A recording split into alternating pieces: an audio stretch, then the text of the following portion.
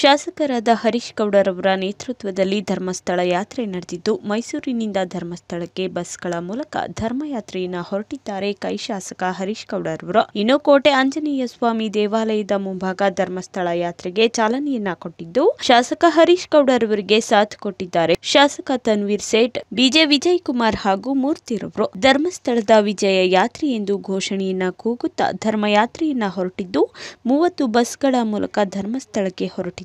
ಧರ್ಮಸ್ಥಳ ವಿಚಾರದಲ್ಲಿ ಷಡ್ಯಂತ್ರ ಆಗ್ತಿದೆ ಎಂದು ಕೈ ನಾಯಕನಿಂದ ಧರ್ಮಸ್ಥಳ ಯಾತ್ರೆ ನಡೆದಿದ್ದು, ವಿಪಕ್ಷಗಳದ್ದು ಧರ್ಮಯಾತ್ರೆ ಅಲ್ಲ, ರಾಜಕೀಯ ಯಾತ್ರೆ ಎಂದು ಸಿಎಂ ಹೇಳಿಕೆಯ ಬೆನ್ನಲ್ಲೇ ಕೈ ಶಾಸಕನಿಂದ ಧರ್ಮಸ್ಥಳ ಯಾತ್ರೆ ನಡೆದಿದೆ. ಇನ್ನು ಧರ್ಮಸ್ಥಳವನ್ನ ತಲುಪಿ ಸ್ವಾಮಿ ದರ್ಶನವನ್ನ ಪಡೆದು ವೀರೇಂದ್ರ ಹೆಗ್ಗಡೆಯವರನ್ನ ಭೇಟಿಯಾಗಲಿರುವ ಕಾಂಗ್ರೆಸ್ ಶಾಸಕ ಹರೀಶ್ ಗೌಡ ಮತ್ತು ಮುಖಂಡರು.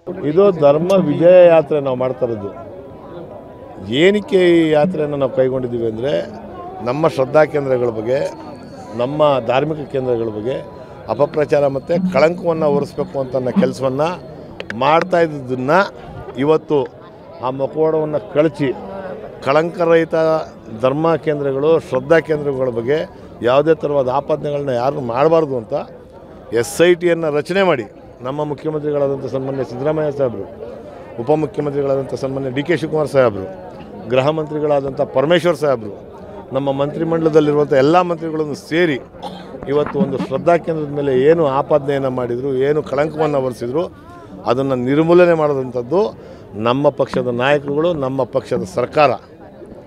ಹಾಗಾಗಿ ನಾವು ಧರ್ಮ ವಿಜಯ ಯಾತ್ರೆ, ಶಾಂತಿ ಯಾತ್ರೆಯನ್ನು ಧರ್ಮಸ್ಥಳಕ್ಕೆ ನಾವು ಹೋಗ್ತಾ ಇದ್ದೀವಿ. ಕಾಂಗ್ರೆಸ್ ನಾಯಕರಲ್ಲೇ ಫಸ್ಟ್ ನೀವೇ ಸರ್ ಹೋಗ್ತಾ ಇರೋದು. ಇನ್ನು ಎಲ್ಲರೂ ಬರ್ತಾರೆ. ಎಲ್ಲರಿಗೂ ನೋಡಿ, ನಮ್ಮ ಕಾಂಗ್ರೆಸ್ ಪಕ್ಷದಲ್ಲಿರುವಂಥದ್ದು ನಾಯಕರುಗಳ ಮನಸ್ಥಿತಿ ಎಲ್ಲರೂ ಎಲ್ಲ ಧರ್ಮವನ್ನು, ಎಲ್ಲ ಜಾತಿಯನ್ನು ಪ್ರೀತಿಸಬೇಕು, ಗೌರವಿಸಬೇಕು ಅಂತ ಅನ್ನೋ ಮನಸ್ಥಿತಿ ಇರುವಂಥವ್ರು.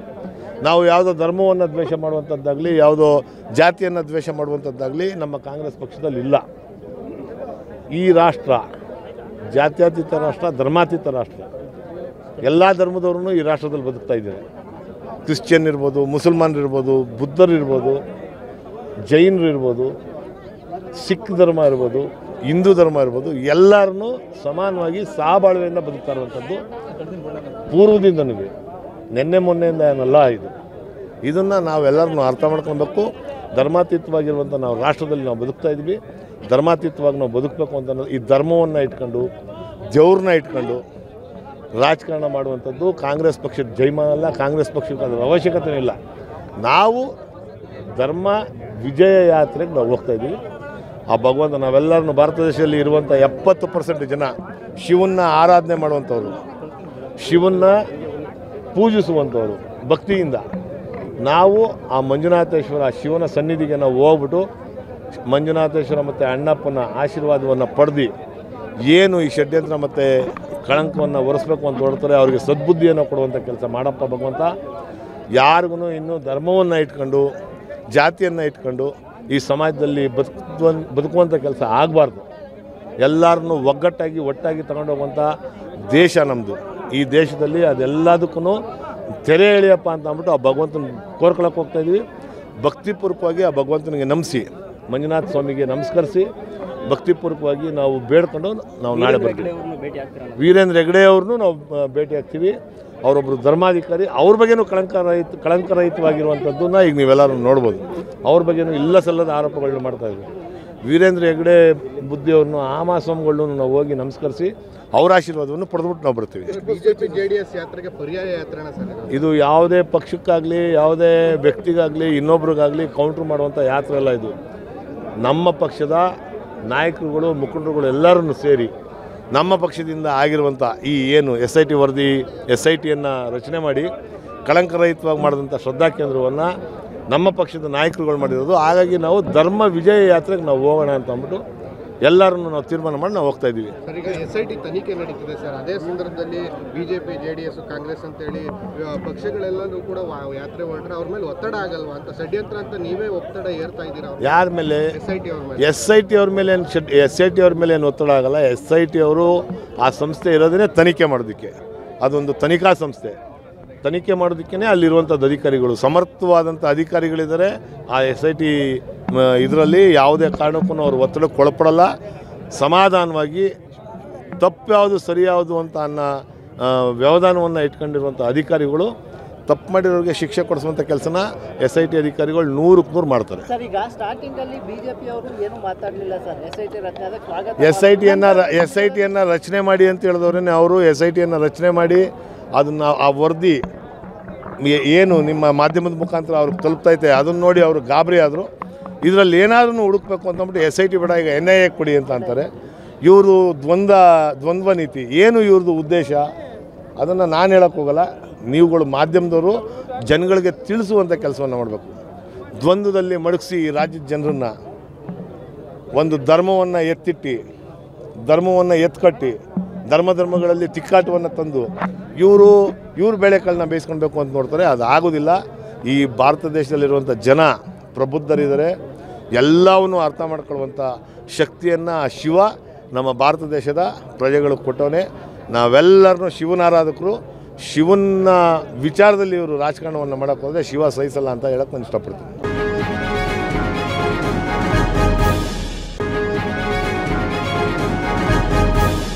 ಧರ್ಮಸ್ಥಳ ಯಾತ್ರೆಗೆ ಸಾಥ್ ಕೊಟ್ಟಿದ್ದಾರೆ ಶಾಸಕ ತನ್ವೀರ್ ಸೇಠ್ ರವರು. ಧರ್ಮಸ್ಥಳಕ್ಕೆ ಅಪಮಾನ ಮಾಡಿ ರಾಜಕೀಯ ಮಾಡ್ತಿದ್ದಾರೆ. SIT ತನಿಖೆ ಮಾಡ್ತಿದೆ. ಅದರ ನಡುವೆ ವಿಪಕ್ಷಗಳು ದಾರಿ ತಪ್ಪಿಸುವ ಕೆಲಸವನ್ನ ಮಾಡ್ತಿದ್ದಾರೆ. ಭಕ್ತಾದಿಗಳ ಭಾವನೆಗೆ ಸ್ಪಂದಿಸುವಂತಹ ಕೆಲಸಕ್ಕೆ ಕಾಂಗ್ರೆಸ್ ನಾಯಕರು ಮುಂದಾಗಿದ್ದೇವೆ. ಬಿಜೆಪಿ JDS ಧರ್ಮಯಾತ್ರೆಯಲ್ಲ, ರಾಜಕೀಯ ಯಾತ್ರೆ. ವಿಪಕ್ಷಗಳ ಉದ್ದೇಶ ನಮಗೆ ಗೊತ್ತಾಗಿದೆ. ಈ ಯಾತ್ರೆ ಯಾರ ಪರ ಯಾರ ವಿರುದ್ಧವೂ ಅಲ್ಲ. ಶ್ರೀ ಕ್ಷೇತ್ರ ಧರ್ಮಸ್ಥಳಕ್ಕೆ ಧಕ್ಕೆ ತಂದಿರುವಂತದ್ದು. SIT ತನಿಖೆಯ ವರದಿ ಬೇಗ ಬರಲಿ ಎಂದು ನಮ್ಮ ಆಗ್ರಹ ಎಂದು ಶಾಸಕ ತನ್ವೀರ್ ಸೇಠ್ ರವರು ಹೇಳಿಕೆಯನ್ನ ಕೊಟ್ಟಿದ್ದಾರೆ. ನೋಡಿ, ಇಲ್ಲಿ ರಾಜಕೀಯ ಅಲ್ಲ. ಶ್ರೀ ಕ್ಷೇತ್ರ ಧರ್ಮಸ್ಥಳದಲ್ಲಿ ಇವತ್ತು ನಡೀತಿರುವಂತಹದ್ದು ಎಲ್ಲ ವಿದ್ಯಮಾನಗಳು ಜನರ ಮುಂದೆ ನಾವೆಲ್ಲರೂ ನೋಡ್ತಾ ಇರುವಂಥದ್ದು. ಯಾವ ಜನ ಅಲ್ಲಿಯ ಅಪಸ್ವರಗಳು ಹೊರಗೆ ಬಂದಂತಹ ಸಂದರ್ಭದಲ್ಲಿ ರಾಜ್ಯ ಸರ್ಕಾರ SIT ಆದೇಶ ಮಾಡಿದ ಮೇಲೆ ಸ್ವಾಗತ ಮಾಡಿದಂತಹ ಜನ ಇವತ್ತು ತನಿಖೆ ಪೂರ್ಣ ಪ್ರಮಾಣದಲ್ಲಿ ಆಗುವಂಥದ್ದಕ್ಕೆ ಮತ್ತು ಸತ್ಯ ಸಂಗತಿಗಳು ಹೊರಬರುವಂಥದ್ದಕ್ಕೆ ಅವಕಾಶ ಮಾಡಿಕೊಡ್ತಾ ಇಲ್ಲ. ಈಗಾಗಲೇ ನಾನು ಈ ಹಿಂದೆ ಕೂಡ ಮಾಧ್ಯಮದವ್ರ ಜೊತೆಗೆ ಮಾತಾಡುವಂಥ ಸಂದರ್ಭದಲ್ಲಿ ಮುಖದ್ಧಾರಿ ಯಾರಿದ್ದಾನೆ ಅವನ ಪರಿಪೂರ್ಣವಾದಂತಹ ತನಿಖೆ ಆಗಬೇಕು. ಅವನ ಹಿನ್ನೆಲೆ ಏನು, ಯಾರಿಂದ ಅವನಿಗೆ ಪ್ರೇರಣೆ ಆಗ್ತಾಯಿದೆ ಅನ್ನೋದು ಒಂದು ಕಡೆಗಾದರೆ, ನಮ್ಮ ಮುಂದೆ ಬಂದಂತಹ ಅನೇಕ ವಿಚಾರಗಳು ಆ ಭಾಗದಲ್ಲಿ ನಡೆದಿರುವಂತಹ ಕೊಲೆಗಳಾಗಿರ್ಬೋದು ಮತ್ತೊಂದಾಗಿರ್ಬೋದು ಅನ್ನೋದು ಒಂದು ಜವಾಬ್ದಾರಿಯಾದಂತಹ ಸರ್ಕಾರ ಸತ್ಯ ಸಂಗತಿಗಳು ಹೊರತರಬೇಕಾಗಿರುವಂಥ ತನ್ನ ಜವಾಬ್ದಾರಿ. SITಯ ಮೂಲಕ ಇವತ್ತು ಏನು ಕಾರ್ಯಾಚರಣೆ ಮಾಡ್ತಾಯಿದ್ದಾರೆ ಮತ್ತು ತನಿಖೆ ಮಾಡ್ತಾಯಿದ್ದಾರೆ, ಯಾರು ಮುಸುಕುದಾರಿ ಇದ್ದಾನೆ ಅವನ ಪರಿಪೂರ್ಣವಾದಂತಹ ತನಿಖೆ ಆಗಬೇಕಾಗಿರುವಂಥದ್ದು ಮತ್ತು ಸತ್ಯ ಸಂಗತಿಗಳು ಜನರ ಮುಂದೆ ಇಡಬೇಕಾಗಿರುವಂಥದ್ದು ಇದು ಒಂದು ದೊಡ್ಡ ಜವಾಬ್ದಾರಿ. SIT ತನಿಖೆ ನಡೀತಿದೆ ಸರ್. ತನಿಖೆ ನಡೀತಿರೋ ಸಂದರ್ಭದಲ್ಲಿ ಕಾಂಗ್ರೆಸ್ನವರೇ ಈ ರೀತಿ ಧರ್ಮ ವಿಜಯ ಯಾತ್ರೆ ಯಾಕೆ ಅಂತ ಪ್ರಶ್ನೆ ಬರ್ತಿದೆ. ಇಲ್ಲಿ ಭಕ್ತಾದಿಗಳಿಗೆ ಆಗಿರುವಂತಹ ಆ ನೋವಿನ ನಿರ್ವಹಣೆಗಾಗಿ ಈ ಭಾಗದ ಆ ಧರ್ಮಸ್ಥಳದ ಭಕ್ತಾದಿಗಳು ದರ್ಶನಕ್ಕೆ ಹೋಗ್ತಾ ಇರುವಂಥದ್ದು, ಇಲ್ಲಿ ರಾಜಕೀಯ ಮಾಡುವಂಥದ್ದಕ್ಕೆಲ್ಲ ಹೋಗ್ತಾ ಇರುವಂಥದ್ದು. ಸೊ ಜೊತೆಗೆ ಒಂದು ಶ್ರೀ ಕ್ಷೇತ್ರಕ್ಕೆ ಯಾರು ಹೋಗ್ತಾರೆ ಯಾರು ಹೋಗಲ್ಲ ಅನ್ನೋದನ್ನು ನಾವು ಯಾರಿಗೂ ಕೇಳ್ಬಿಟ್ಟು ಮಾಡೋಂಗಿಲ್ಲ. ಇವತ್ತು ಶಾಸಕರಾದಂಥ ಹರೀಶ್ ಗೌಡರು ಅವರ ಕ್ಷೇತ್ರ ವ್ಯಾಪ್ತಿಯ ಭಕ್ತಾದಿಗಳನ್ನ ಧರ್ಮಸ್ಥಳದ ಯಾತ್ರೆಗೆ ಕರ್ಕೊಂಡು ಹೋಗ್ತಾ ಇರುವಂಥದ್ದು ಶ್ರೀ ಮಂಜುನಾಥನ ಕೃಪೆ ಅವರೆಲ್ಲರ ಮೇಲೆ ಇರಲಿ ಅಂತ ನಾನು ಆಶಿಸ್ತೇನೆ. ಪಾರದರ್ಶಕ ತನಿಖೆ ಆಗುತ್ತೆ ಅಂತ ಅನ್ಸುತ್ತಾ ಸರ್? ಯಾಕಂದರೆ ಕಾಂಗ್ರೆಸ್ನವರು ಹೋದರೆ ನಿಜಕ್ಕೂ SIT ತನಿಖೆ ಪಾರದರ್ಶಕವಾಗಿ ಆಗುತ್ತೆ? ನೋಡಿ, ತನಿಖೆ ಭಾಗದಲ್ಲಿ ಆಗುತ್ತೆ. ನಾವು ತನಿಖೆಯ ವಿಚಾರದಲ್ಲಿ ಅಪಸ್ವರ ಎತ್ತಾ ಇಲ್ಲ. ತನಿಖೆ ಶೀಘ್ರದಲ್ಲೇ ನಮಗೆ ಒಂದು ಸತ್ಯಸಂಗತಿಯ ಪಕ್ಷಿ ನೋಟವನ್ನು ನಮ್ಗೆ ಕೊಡಲಿ ಅಂತ ನಾವು ಪ್ರಯತ್ನ ಮಾಡ್ತಾ ಇರುವಂಥದ್ದು. ಈ ಮಧ್ಯೆ ನಿನ್ನೆ ಮೊನ್ನೆಯಿಂದ ನಡೀತಾ ಇರುವಂಥ ಬೆಳವಣಿಗೆಗಳು ನೋಡಿದಾಗ ಬಹುಶಃ ತನಿಖೆಗೆ ಅಡ್ಡಿಯಾಗುವಂತಹ ಪ್ರಯತ್ನ ಆ ಭಾಗದಿಂದ ಆಗ್ತಾಯಿದೆ ಅನ್ನೋದನ್ನು ಭಾಳ ಸ್ಪಷ್ಟವಾಗಿ ನಾವು ಒಪ್ಕೋಬೇಕಾಗುತ್ತೆ. ಷಡ್ಯಂತ್ರ ನಡೀತಿದೆ ಅಂತ ನೋಡಿ, ಧರ್ಮಸ್ಥಳದ ವಿಚಾರದಲ್ಲಿ ಯಾರು ಏನೇ ಮಾಡಿದ್ರೂ ಅದರ ಫಲ ಅವ್ರಿಗೆ ಸಿಕ್ಕೇ ಸಿಕ್ಕುತ್ತೆ. ಸರಿ ಮಾಡಿದರೆ ಅವ್ರಿಗೆ ಫಲ ಸಿಗುತ್ತೆ, ತಪ್ಪು ಮಾಡಿದರೆ ಅದಕ್ಕೆ ಶಿಕ್ಷೆನೂ ಆಗುತ್ತೆ. ಸರ್, ಈಗ ತನಿಖೆ ಪಕ್ಷಿ ನೋಟ ಅಂದರೆ ಮಧ್ಯಂತರ ವರದಿ ಕೇಳ್ತಿದ್ದಾರೆ ನೋಡಿ, ಮಧ್ಯಂತರ ವರದಿ ಆಗಿರ್ಬೋದು, ಅಂತಿಮ ವರದಿ ಆಗಿರ್ಬೋದು, ನಮ್ಮ ಮುಂದೆ ಸತ್ಯ ಸಂಗತಿಗಳು ಹೊರಬರಬೇಕು.